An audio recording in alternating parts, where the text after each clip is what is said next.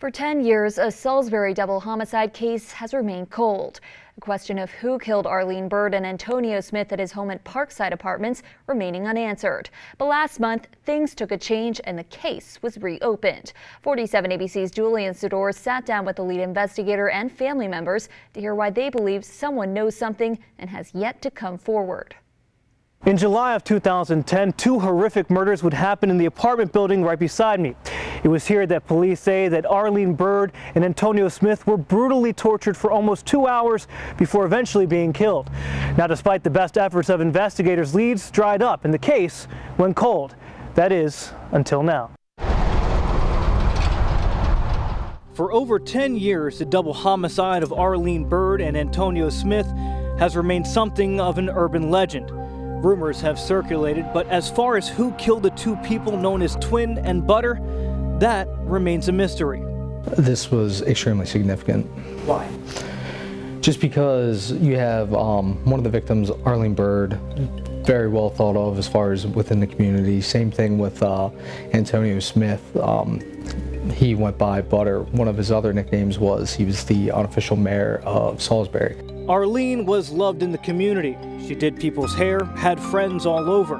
She was someone her twin sister Darlene and her older sister Keisha say everyone just wanted to be around. She was energetic, she was outspoken, she was outgoing, she was like the life of the party. So we didn't, unless she was around, it was like, no, we're not having fun. Antonio, meanwhile, was someone whose reputation preceded him. Even if you didn't know him personally, most people knew of him, and many thought of him fondly. He was well known. He was a nice guy. I mean, every time I was around him, he was the most humblest, nicest guy you'd ever want to meet. And the irony in that is I've never met him. But in the early morning hours of July 18th, 2010, both would be taken from this world far too soon. Arlene, just 31, Antonio, only 26.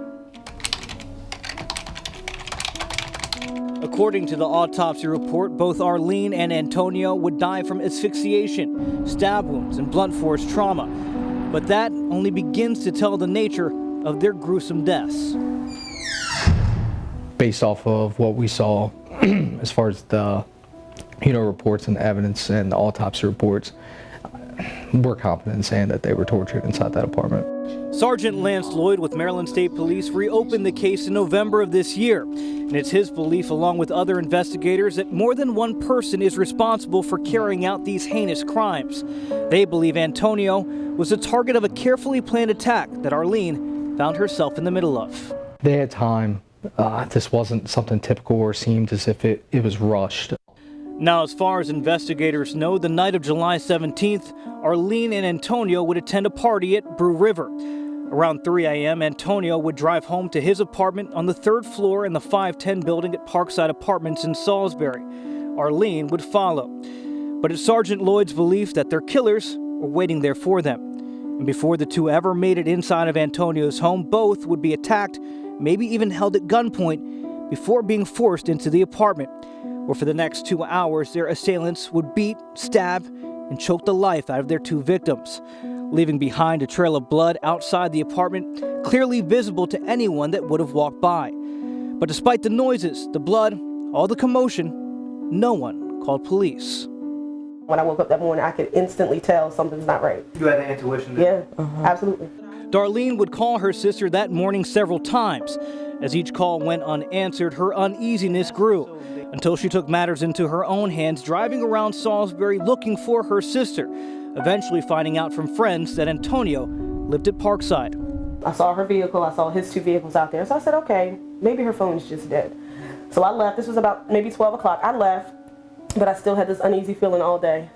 Less than 2 hours would go by before she would return. This time, Darlene would find Antonio's actual apartment, a boy playing outside, pointing it out to her. Within minutes of getting to his door, though, that's when Darlene says the nightmare began. When I looked down, I could see the bloody footsteps coming out of the apartment onto the landing. You open the door, there's blood smeared on the back of the door. You open the door, and there's a huge puddle of blood trickling down, like on the landing, huge puddle, and then trickling all the way down the stairs. Darlene would call Salisbury police, who would initially begin the investigation. But it's Sergeant Lloyd's belief that now there may be new hope, thanks to new technology that's allowing them to re-examine the scene. It's like DNA tests and lab tests that we can do to possibly uncover suspects, other persons of interest, different leads that we can go forward with there. Just in the past few days, they've learned the blood outside the apartment belongs solely to Arlene and Antonio. They're also retesting things like this pair of sunglasses that belong to Antonio and his cell phone as well.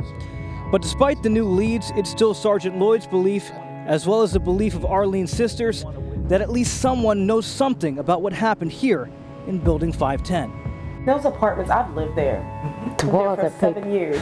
The walls are paper thin. You can hear everything. You can hear what happens in the hallway sitting in your living room. You can hear what happens in the next person's bedroom, in your bedroom. You know, so it's like, I just don't understand like how no one, claims to have heard nothing. That's why her sisters and investigators are asking anyone who may have any information, no matter how insignificant they may think it is, to come forward to help put an end to this suffering. So what do you want to let people know in terms of people who may be sitting on some piece of information and are still refusing to come forward? What do you want to tell them? If you know something, say something. We're tired of hurting. It's been 10 years. It doesn't get easier.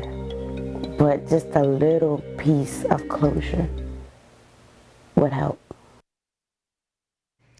And that day, people did talk to Darlene, saying they heard something. One person saying they were drunk that night, but definitely heard a scuffle. Meanwhile, Keisha says that day an 8-year-old wanted to come forward, but his father stopped him, telling him not to talk. But they want people to know it's never too late to say something. We should mention Crime Solvers is also offering a reward for anyone with information that leads to an arrest. Their number is there on your screen, as well as on our website, 47abc.com. As of now, MSP says they're very actively working this case with help from Salisbury police.